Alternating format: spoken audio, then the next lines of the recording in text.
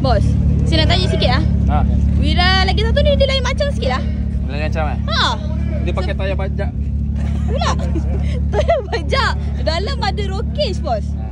Tak, ini sebenarnya adalah dia bila saya tengok kereta ni, dia mengamit memori kenangan zaman Karam Jeet Singh lumba World Rally Champion. Oh. WRC. So inilah dia antara replika lah, replika. Oh, replika. Kereta ni dia buat sebiji macam kereta yang main rally. Tapi main rally ke? Tapi yang ni taklah.